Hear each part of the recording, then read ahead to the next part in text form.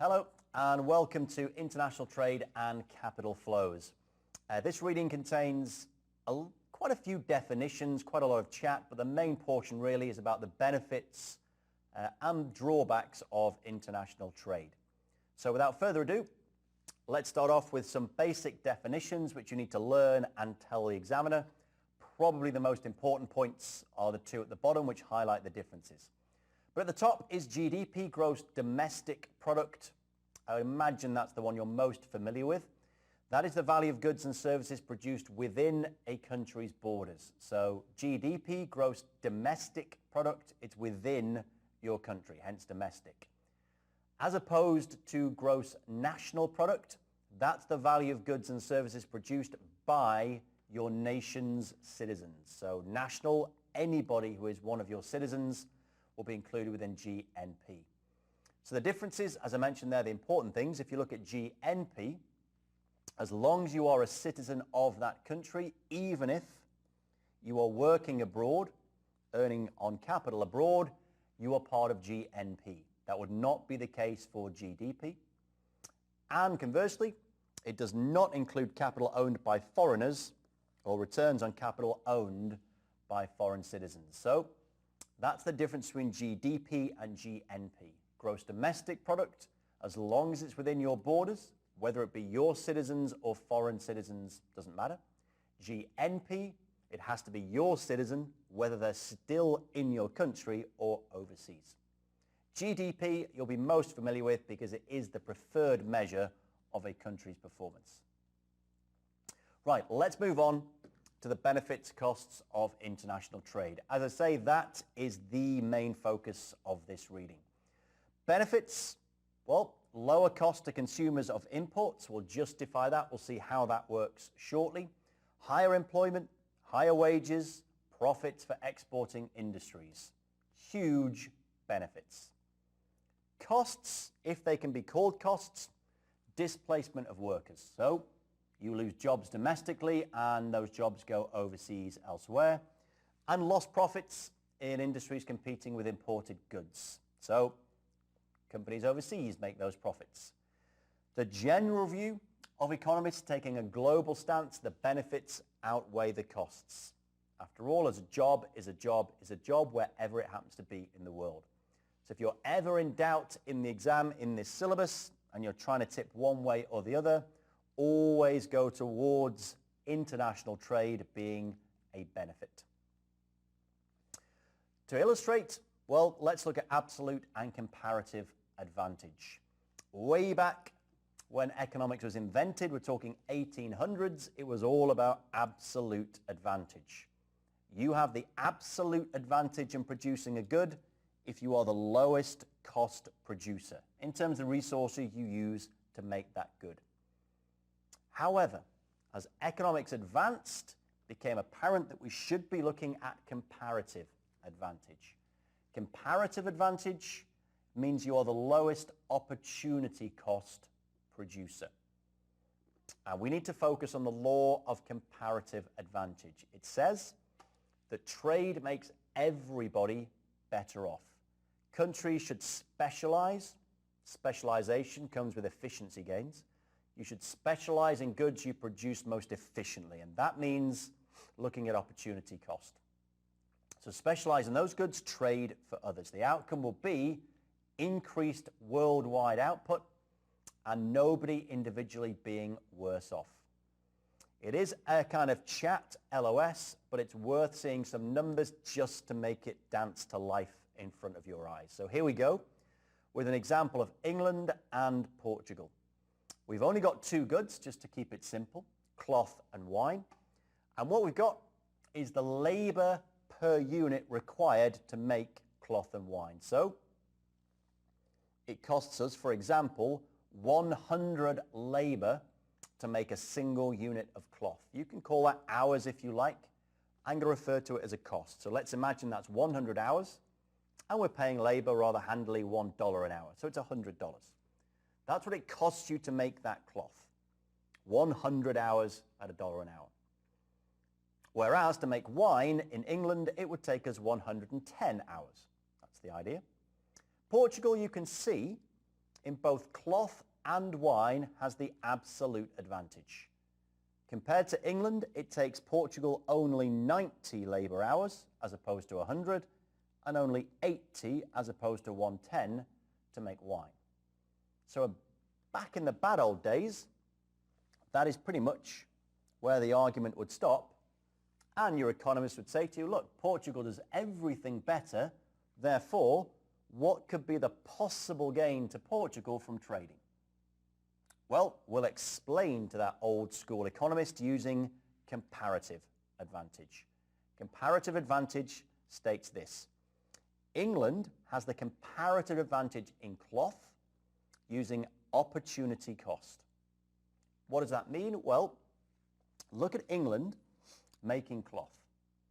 If England chooses to make cloth, it will dedicate 100 labour hours to that. To keep it simple, let's say that's a $100 cost, but it will dedicate 100 hours to making cloth. Opportunity cost is the best alternative foregone. What have you missed out on? Well, by spending 100 hours making cloth, England has missed out on making some wine. But it only spent 100 hours making cloth. It would have taken 110 hours to make 1 unit of wine. So whilst this English labourer was making a unit of cloth, it missed out on 0.91 units of wine. That is the opportunity cost of cloth in terms of wine for England. So in summary, if we choose to make cloth in England, we'll miss out on 0.91 units of wine for every cloth.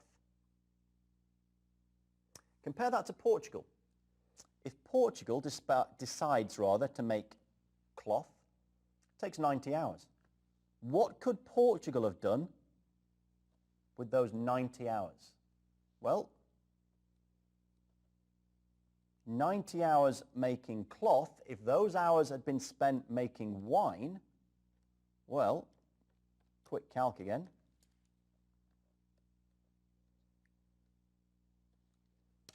Could have made 1.125 units of wine.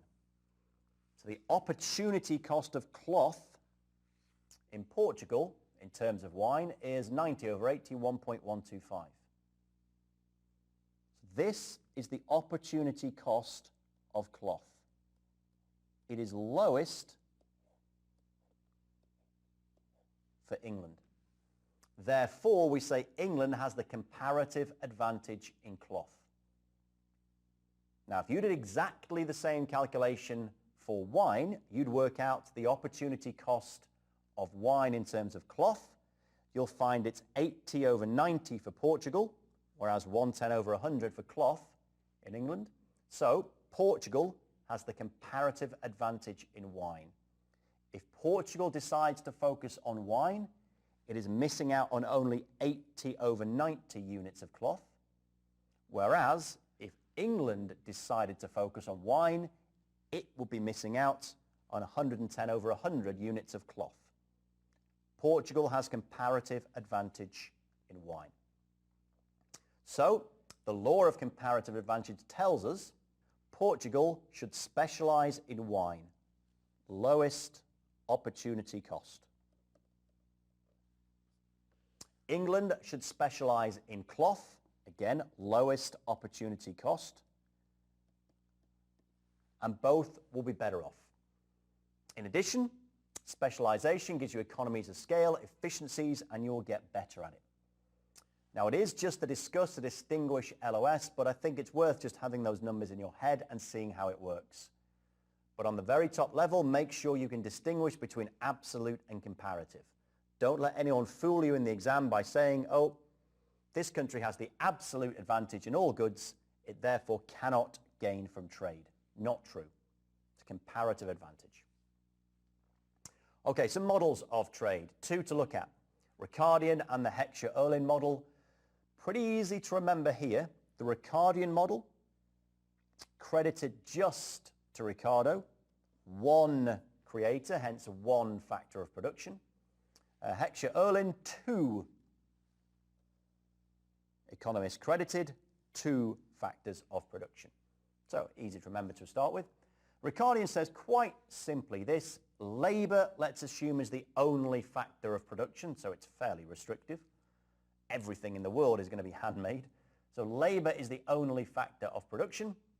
And comparative advantage, as we've just discussed, well, it's completely dependent on labour productivity. In other words, if you have a higher labour productivity in a good, you will have the comparative advantage.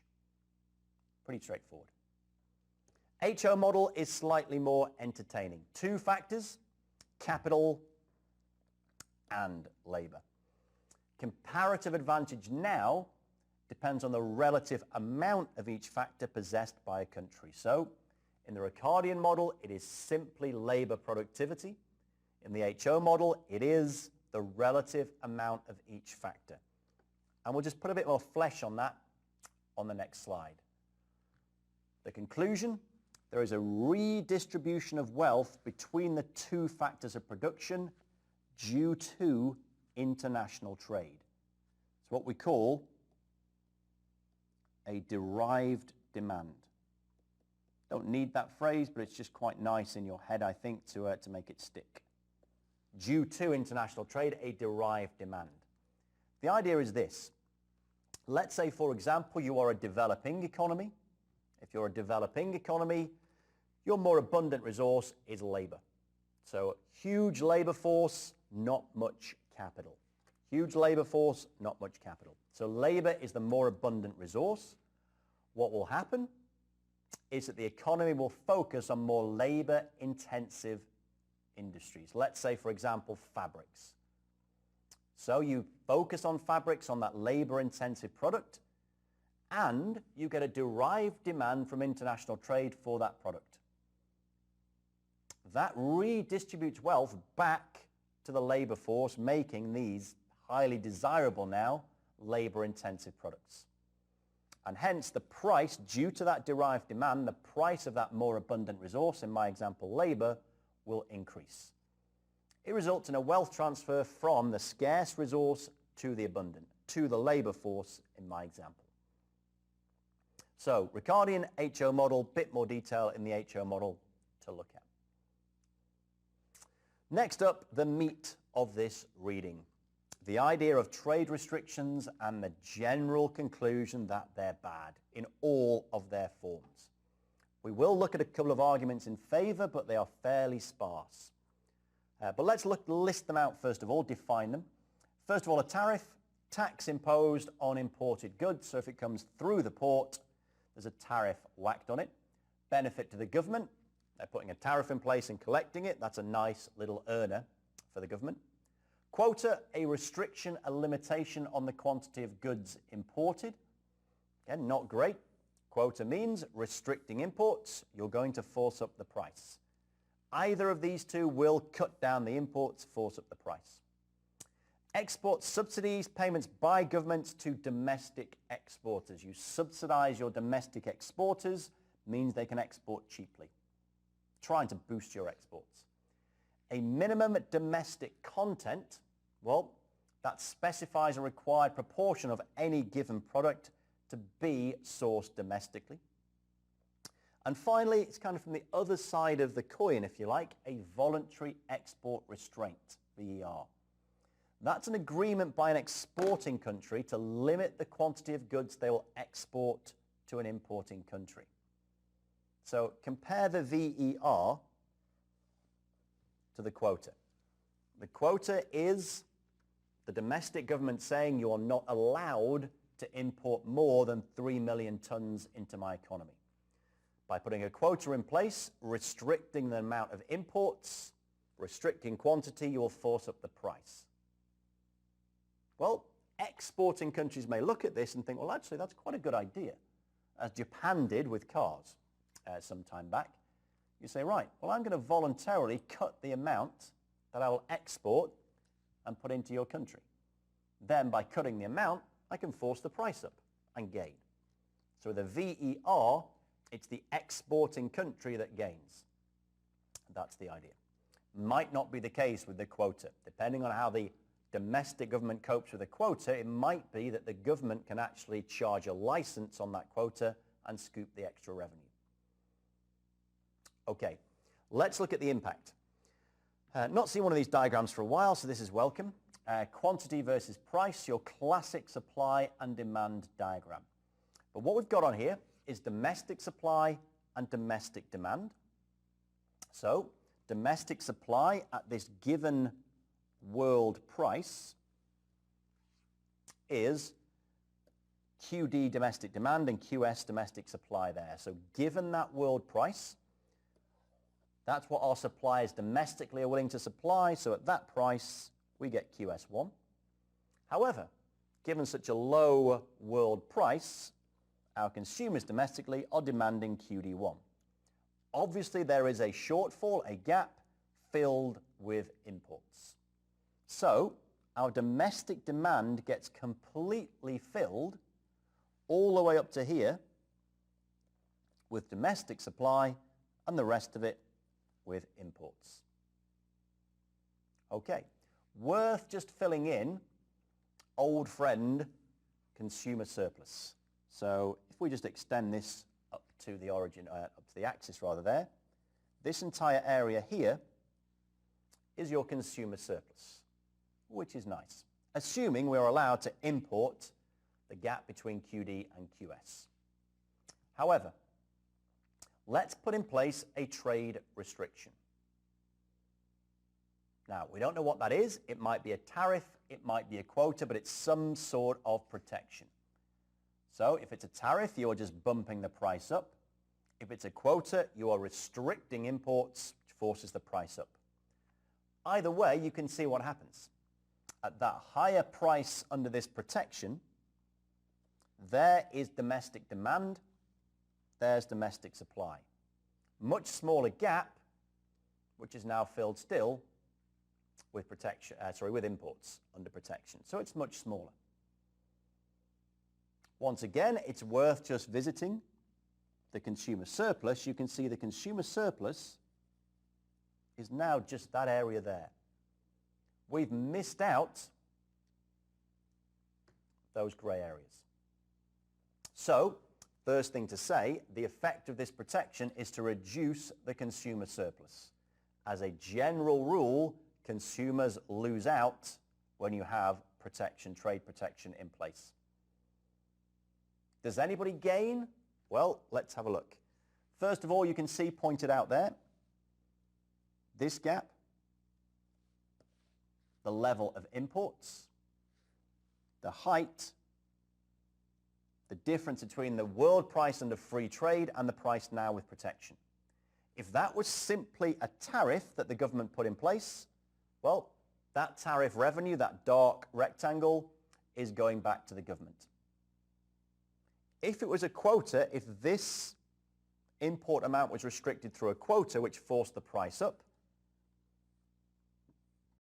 then that dark rectangle is referred to as a quota rent. Where does that go?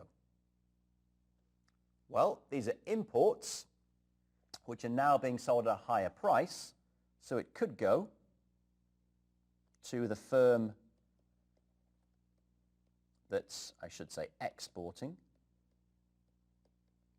Or if the government wants to take that revenue, they could charge, and you don't really need to write this down because it's on the next slide, but they could charge a quota rent. So if you want to be part of the quota, you effectively have to pay some sort of license fee. So if it's a tariff, it's definitely going to the government. If it's a quota rent, might be to the firm that exported or to the government. On the left, this might be a rhombus, but don't quote me on that. This shape, well, that's being added to the producer surplus. So that benefits whoever is exporting those goods. So the consumer surplus is reduced, your consumers lose out, no doubt. Government may gain with the tariff, or will gain with the tariff, may get the quota rent. But that still leaves these two light grey death triangles. And if you're a fan of microeconomics, You will know these triangles of death as dead weight losses. Which is pretty much why economists will say free open trade is good, trade barriers are bad. Trade barriers are bad because we lose efficiency, because we've created a dead weight loss. As always in econ, the diagram's there to explain the conclusion. If you like the conclusion without the diagram, that's fine. So producers gain, government gains, exporters gain, domestic consumers lose out. Given that economists don't like them, why do they still exist? Well, a couple of reasons given for trade restrictions. Protect domestic jobs, protect domestic producers. Fine, that's all fairly domestic based. From a global economy point of view, it doesn't matter where the jobs or producers are. Other reasons, really just tit for tat. You put trade restrictions in place, so I'm countering. Anti-dumping, so you've got an overseas company who can't sell any more into its domestic market, might as well sell it for whatever I can overseas. Or quite simply, you put a tariff in place to get revenue for your government. Another good point to make down here. If you're a large country, if you're one of the largest consumers of a particular product, you're a huge economy, by imposing a quota or tariff, you could actually reduce the world price, which you could say is a good thing. Idea being, you're a huge country, you put a tariff in place, well, exporters don't want to lose that market, so they may well be forced to drop their price so that consumers can still buy even when paying the tariff. So it forces the producers to drop their price. It's one possible argument. But there's a nice summary of typically why we don't like trade restrictions. And it's pretty much that. Your domestic consumer will lose out. As we saw, there is a slight gain in the producer surplus, so they will gain. What about the government and the foreign exporter? Well, on the tariff, we said the government gains because they simply pocket the tariff, and the exporter loses. Because if it's a tariff, none of that is going to the exporter, and they're able now to export less of their product into your country. Quota? Who knows? If the government can actually charge a quota rent, license in place for you to import, they will pick up the gain. If not, it will be the foreign exporter, or maybe a mix of the two. Remember the VER, that's the voluntary export restraint. Nothing to do with the domestic government, that's voluntary from the overseas companies, those that are exporting. They will force the price up and gain. Export subsidies, nothing to do with foreign exporters. The domestic government clearly loses because they're having to subsidize. So if you know that table, you really don't need to worry about the diagram, but I think the diagram's quite nice and instructive. Next, capital. We've talked about trade, the flow of goods and services. What about the flow of capital? Just like there may be barriers to trade, there may be barriers to capital. So you could just prohibit it. Prohibition era, just stop capital flowing. It could be punitive taxation, which makes it just very unattractive to put capital into another country. So, yep, you could invest, but the taxes will wipe out any gains you get.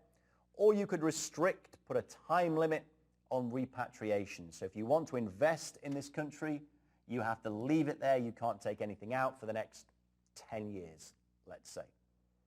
Once again, those restrictions decrease economic welfare. Allowing capital to flow freely is a good thing, at least according to economic theory. Idea is this: if capital flows freely, it should flow towards the investments that give the highest return. If you're restricting flow, you are preventing people from getting that highest return. Domestically, if you've restricted capital flow, then you've basically shut off one source of finance for growing, young, or even mature companies. Are there benefits? Well, in the short term, it's all about reducing volatility. We've seen examples in developing economies of very, very volatile prices and markets due to a huge inflow of foreign capital. So from that point of view, yes, it may be beneficial, but in the long term, you'll just be isolated from a key source of capital, a global capital markets. Overall, not a good thing again to have restrictions. And then the back end of this reading just defines different types of regional trade agreements, RTAs, if you will. And we'll talk about trading blocks, common markets, economic unions, custom unions, monetary unions, and so on. But just to reiterate one more time, economic welfare is improved by reducing trade restrictions. So the idea, if we're going to be in favor of any of these regional trade agreements, it should be to break down barriers, reduce trade restrictions. If this bloc, whatever it is, starts to put on restrictions on non-member countries, then you're offsetting the gains. So if your idea of creating a bloc is just to put barriers up between your members and the rest of the world, that will decrease economic welfare. So the benefits will focus on removing barriers. Definitions. Starting with just a free trade area, remove trade barriers between your member countries. So for example, your North American Free Trade Agreement. Customs Union, well, that adds to your FTA restrictions with non-members. So remember what we said about welfare. It's great if you're removing barriers, but when you start to put up trade barriers with non-members, that offsets the gain in welfare. Common market takes the customs union and removes barriers to movement of labor and capital. So now it's trade and labor and capital. That's a good thing. More free movement. Once again, capital should flow to where you can get the highest return. Add to that common institutions and economic policy, and you have an economic union. Go the whole hog and bring in a common currency, obviously the Eurozone, and you have a monetary union. Again, should be better for economic welfare, but clearly, as we've seen, you've got to be careful about a lack of domestic monetary policy. So 2 slides listing those different trading blocks. Yes, you need to be able just to quote them, but just be aware of the deconstructing barriers, which is great. Putting barriers up, not so good. Objectives. If we have capital restrictions, well, reduce volatility, we've already mentioned. So domestic asset prices could be very volatile if people see attractive investments and cause a bubble.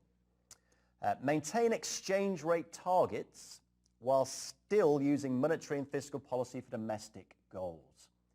If your monetary authority, your central bank, is trying to maintain an exchange rate target, it's pretty much restricted from being able to use monetary policy domestically if you have an open and free flow of capital.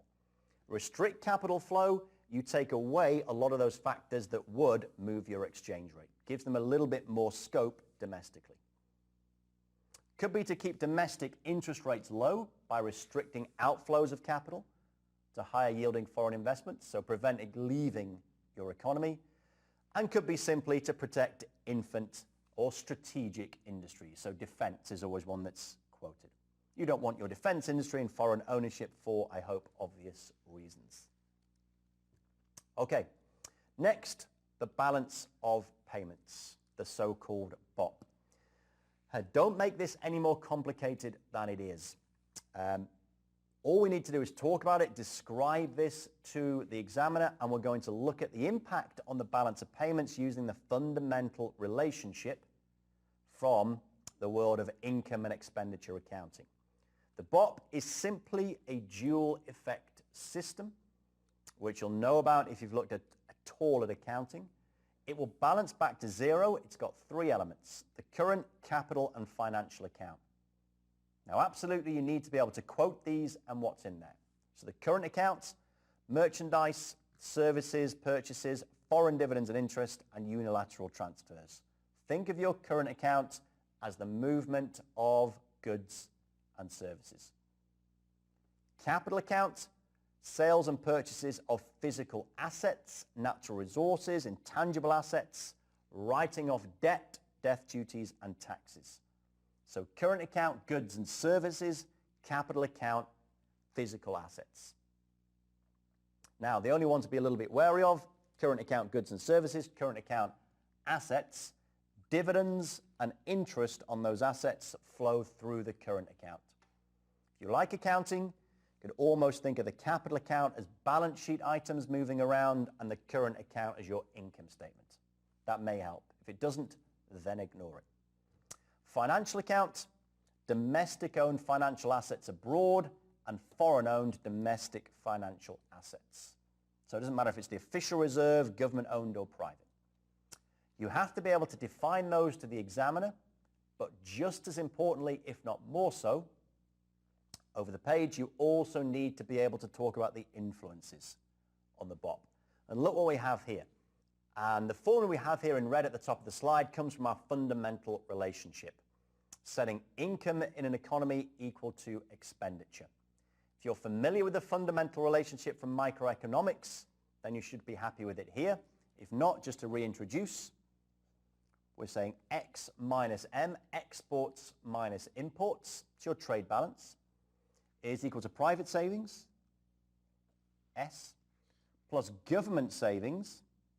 Well, if it's government savings, that will be the tax revenues they're receiving minus government spending, minus investment, I.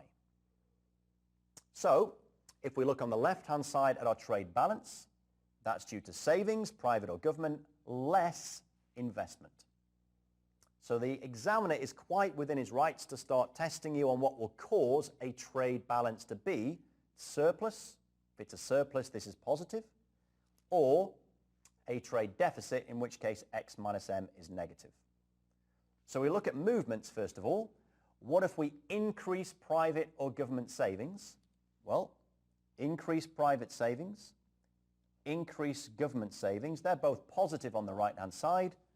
They would therefore boost your trade balance, improve your balance of trade. Now, I know we've not put it in that bullet point, but it's worth just mentioning. What if private domestic investment went up?